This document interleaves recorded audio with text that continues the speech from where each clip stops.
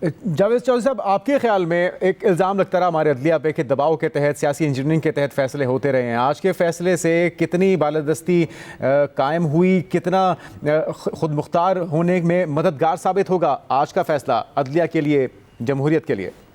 देखिए, एक चीज़ होती है आईनी और कानूनी और दस्तूरी, और दूसरी चीज़ होती है कि जो आप सोसाइटी के अंदर देखते हैं, जो आप रीड करते हैं। अब इखलाकी, कानूनी, दस्तूरी तौर पे नजरसानी दरख्वास्त हो सकती है। किसी भी सुप्रीम कोर्ट ऑफ पाकिस्तान के फैसले के खिलाफ नजरसानी दरख्वास्त जो है कानूनी अमल है, और अमूमन इस अमल की तरफ जाया जाता है। लेकिन अब मसला ये है कि अगर आप पिछले 4.5 साल या 5 साल देख लें तो पाकिस्तान के अंदर ऐसे महसूस होता था कि अदालतों को बाकायदा दबाया जाता था। अगर आप जनरल फैज हमीद साहब के दौर में या जनरल बाजवा साहब के दौर में देख लें तो उस वक्त एक तासुर ये उभरता था कि अगर अदालत ने किसी जगह पे इंडिपेंडेंट होकर फैसला करने की कोशिश भी की गई है तो उसके बाद उसको दबाया गया है। तो उसके बाद एक दूसरा फैसला आया जिससे दायरे कानून और इंसाफ और अदालतों का वकार डैमेज हुआ है। अब क्योंकि नई सुप्रीम कोर्ट ऑफ पाकिस्तान है जिसमें काजी फायद ईसा साहब हैं, काजी फायद ईसा साहब का अपना एक माजी है कि वो सिविलियन जो बालादस्ती है उसकी हमेशा बात करते थे, कानून की बात करते थे, आइन की बात करते थे। फिर उनके बेशुमार ऐसे फैसले हैं कि जो उनके अपने दौर में बहुत ज़्यादा पुराने कंट्रोवर्शियल भी हुए और उसके ऊपर एस्टैब्लिशमेंट नाराज भी हुई। फिर उसका उन्हें नुकसान भी हुआ। फिर उन्हें एक रेफरेंस भी भुगतना पड़ा जिसमें उनकी बेगम साहिबा जो हैं वो एक अदारे से दूसरे अदारे, एक दफ्तर से दूसरे अदारे के अंदर धक्के खाती नहीं, अपने साथी जजेस के सामने उनको पेश भी होना पड़ा।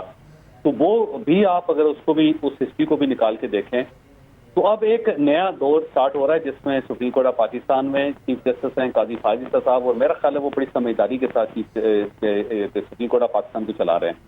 मियां नवाज शरीफ साहब वापस आ गए हुए हैं और वो भी इंतकाम नहीं लेना चाहते और उन्होंने भी अपने मामला को अल्लाह ताला पे छोड़ दिया। खुले दिल के साथ वो आगे बढ़ना चाहते हैं और नए आर्मी चीफ हैं और वो भी मामला को सेटल करना चाहते हैं। वो समझते हैं कि स्टेबिलिटी अगर पाकिस्तान के अंदर होगी तो तभी पाकिस्तान चल सकेगा, वैसे नहीं चल सकेगा। तो मेरा जाती ख्याल ये है कि अगर ये नजरसानी दरख्वास्त हो भी जाती है तो एस्टैब्लिशमेंट बहुत ज्यादा दबाव डालने की कोशिश नहीं करेगी चीफ जस्टिस पे या सुप्रीम कोर्ट के ऊपर। और अगर नजरसानी हो जाती है और उसमें भी फैसला इसी टाइप का आता है तो फिर यही होगा कि एस्टैब्लिशमेंट उस फैसले को तस्लीम करेगी। वैसे तो मेरा जाती ख्याल ये है कि अभी भी एस्टैब्लिशमेंट इस फैसले को तस्लीम कर लेंगे और इन 102 लोगों का जो ट्रायल है इसे फौरी तौर पर सिविलियन कोर्ट की तरफ रेफर कर दिया जाएगा, ताकि पाकिस्तान अगर ट्रैक पे आ रहा है तो कोई एक नई कंट्रोवर्सी या एक नया कंफ्यूजन क्रिएट नहीं होना चाहिए। अब अगर दोबारा यहाँ पे कंफ्यूजन क्रिएट हो गया तो फिर सुप्रीम कोर्ट ऑफ पाकिस्तान और एस्टैब्लिशमेंट आमने सामने होंगी और उसका नुकसान पूरे पाकिस्तान को होगा। तो मैं जो रीड कर रहा हूँ, जो रीड कर सकता हूँ, मेरा ख्याल यही है कि सुप्रीम कोर्ट ऑफ पाकिस्तान ने अपना फैसला दे दिया है और जब ये इजाजुल एहसन साहब को बेंच उनकी सरबराही में बना था तो इससे ही अंदाजा हो गया था कि अब ये फैसला क्या आ सकता है। तो मेरा फिर वही ख्याल है कि एस्टैब्लिशमेंट इसको मान ले फैसले को और बहुत आगे बढ़ने की कोशिश नहीं करेगी, क्योंकि आगे जाने का अल्टीमेटली एस्टैब्लिशमेंट को, सुप्रीम कोर्ट ऑफ पाकिस्तान को और उसके साथ साथ नई जो आने वाली पार्लियामेंट है उसको, फिर पूरे सिस्टम को नुकसान होगा। तो अब चीज़ें अगर ठीक हो रही हैं तो कहीं ना कहीं एस्टैब्लिशमेंट की तरफ से भी सेटलमेंट का अंदिया दिया जाएगा।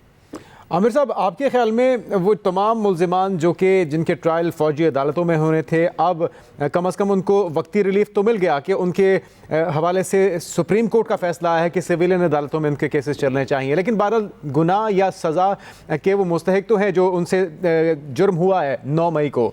तो आपको लगता है कि उनकी जान फिर भी छूटने वाली नहीं है? जो सारा उस दिन एक हंगामा बरपा हुआ, जो नुकसानात पहुँचे फ़ौजी तनसीबात को, दीगर इमारतों को, तो आपको लगता है कि ये सिलसिला तो बहरहाल चलेगा भी अदालतों में?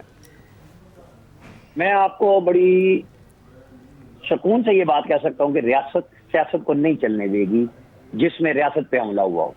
अपील तो हर सूरत में आएगी और ये मैसेज मैंने चेक कर लिया हुआ है। इस दौरान जब मैं लाइन पे नहीं था मैंने चेक कर लिया है, क्योंकि आज सुबह भी जो शेख रशीद साहब के ऊपर मेरी कुछ लोगों से बात हुई थी, लोगों का ख्याल था कि वो क्या मिलिट्री से मिल के ये बयान दे रहे हैं हम माफी का, और ये चक्कर चल पड़ा था। तो मुझे वाज़ेह तौर पर बताया गया था कि ऐसी कोई बात नहीं है और कोई माफी नहीं होगी।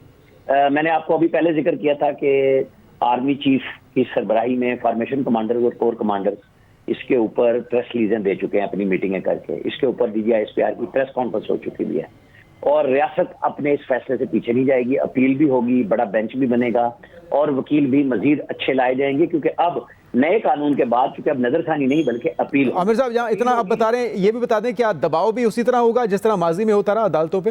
देखिए, ये हर एक का फैसला था, ये दबाव की बात मैं नहीं कर रहा। मैं कह रहा हूँ वो वकील और लाएंगे, क्योंकि माजी में क्या फिर सुप्रीम कोर्ट जिन लोगों को सिविलियंस को सजाएं दे चुकी है, सुप्रीम कोर्ट तक आप हेल्ड हुई हैं, उन सबको खत्म करेगी तफसीली फैसले में। ये 2-3 पॉइंट्स अभी आगे आएंगे कि आज आप गैर आईनी करार दे रहे हैं और माजी में आपने सजाएं भी दी हैं, सुप्रीम कोर्ट तक से आप हेल्ड हुई हैं वो सजाएं फौजी अदालतों से जो दी गई थी।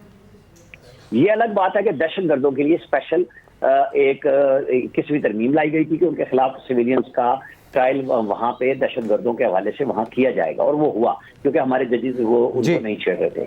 अब जब वाज़ेह तौर पे बताया गया कि एक पार्टी की साजिश थी, कनाइमेंस थी, और वो इमरान खान साहब के ऊपर जो उस पार्टी के चेयरमैन हैं। बिल्कुल ठीक, हमारे पास भी लगा वक्त की कमी है आमिर साहब, आपका इंतहाई अहम पॉइंट है हमारे नाज़रीन तक पहुंच गया।